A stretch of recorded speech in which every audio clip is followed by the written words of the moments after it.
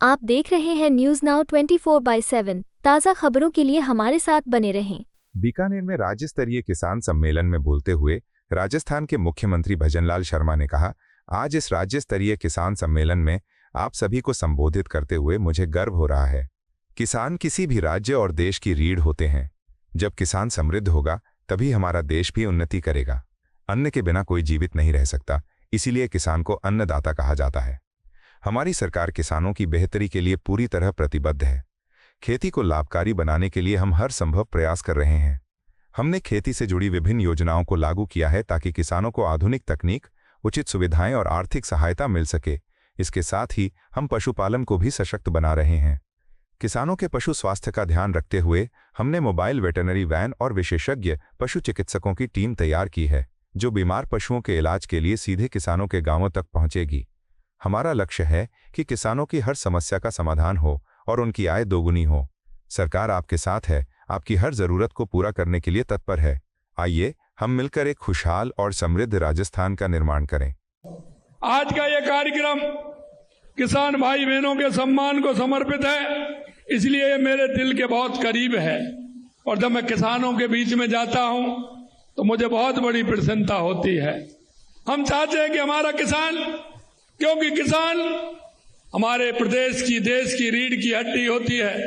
अगर हमारा किसान विकसित होगा तो निश्चित रूप से हमारा राष्ट्र, हमारा प्रदेश विकसित होगा। हम इसलिए किसान की चिंता करते हैं कि आपने देखा होगा, जब से हमारी सरकार आई है हम किसानों के हित के लिए काम कर रहे हैं। किसान हमारी प्रथम धुरी होती है। अगर किसान हमारा ठीक प्रकार से होगा, किसान हमारा विकसित होगा, किसान के घर में खुशहाली होगी तो निश्चित रूप से हमारा राजस्थान खुशहाल होगा। आप हमारे देश की आत्मा हैं। आप अपने पसीने की बूंद से भूमि को सींचकर अन्न उपजाते हैं। इस धरा पर रहने वाले को पोषित भी आप करते हैं। हमारे वेद पुराणों में भी कहा गया है कि अन्न बे प्राण, यानी कि अन्न ही जीवन है और अन्न आपके हाथों से हमें प्राप्त होता है। आप सिर्फ खेती नहीं करते, आप जीवन की नींव रखते हैं, क्योंकि बिना अन्न के आदमी रह नहीं सकता। हमारा किसान अन्नदाता कहलाता है।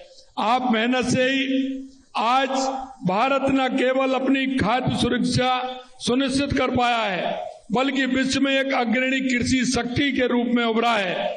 इसके लिए भी मैं आप सभी को धन्यवाद ज्ञापित करता हूं। आपके अथक परिश्रम, लगन, आपके योगदान की दिल से प्रशंसा करता हूं, क्योंकि आप जिस तरह से काम करते हैं, सूरज की तपती धूप हो या कड़ाके की सर्दी हो, हमारा किसान उसमें भी काम करता है। हर मौसम में वो खड़ा रहता है।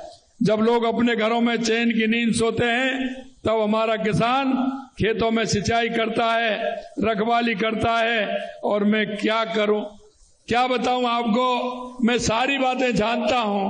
किसान की मेहनत कितनी होती है और किसान कितनी मेहनत करता है, और उसके बाद उसके परिवार का पालन होता है।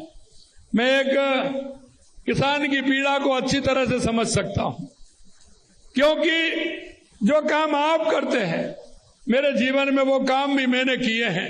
इसलिए मैं जानता हूं कि किसान को कैसे आगे बढ़ाया जा सकता है। और इसलिए आप देख रहे हैं, तारबंदी से लेकर के पशु पालन से लेकर के जितनी भी सारी योजनाएं हैं किसान के इर्द गिर्द घूमती हैं, हमारी सरकार उनको लागू कर रही है।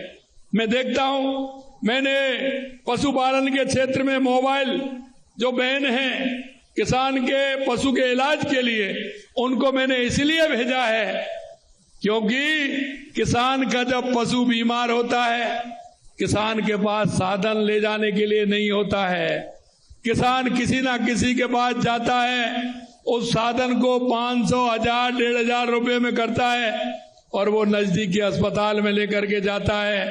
अब जितनी तो दवाई किसान को उस पशु को सही करने में लगेगी और उतनी उसके भाड़े में लग जाती है, आने जाने में लग जाती है। हमने सोचा क्यों ना किसान के लिए वो वैन लगे जिससे पशुपालक के पास हमारा डॉक्टर भी जाए, कंपाउंडर भी जाए और वो गाड़ी लेकर के जाए, आवश्यकता हो तो उसमें पशु को लेकर के अस्पताल आए। ये भी हमने व्यवस्था की है।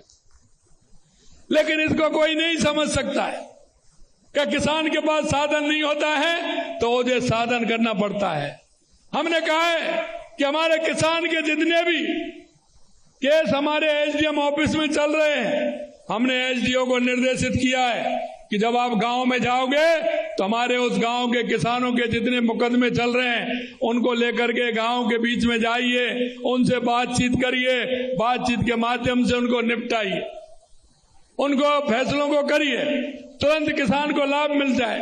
नहीं तो आप देखते हैं किसान गांव से चलता है, सुबह कुछ नाश्ता पानी कलो करके वहां से निकलता है, खा पी करके दिन भर पूरा भूखा रहता है, मां वकीलों के चक्कर लगाता है, ऑफिस में जाता है, फिर अब शाम को वापस आता है तो उसका भाड़ा भी इतना लग जाता है। हमने कहा कि अगर हमारा किसान वहां जाएगा तो किसान का एक दिन का काम भी छूटेगा, उसकी आर्थिक स्थिति भी कमजोर होगी क्योंकि भाड़ा किराया उसका लगेगा।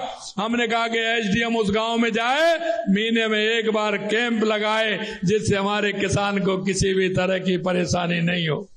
आपको यह वीडियो पसंद आया हो तो इसे लाइक करें, हमारे चैनल को सब्सक्राइब करें।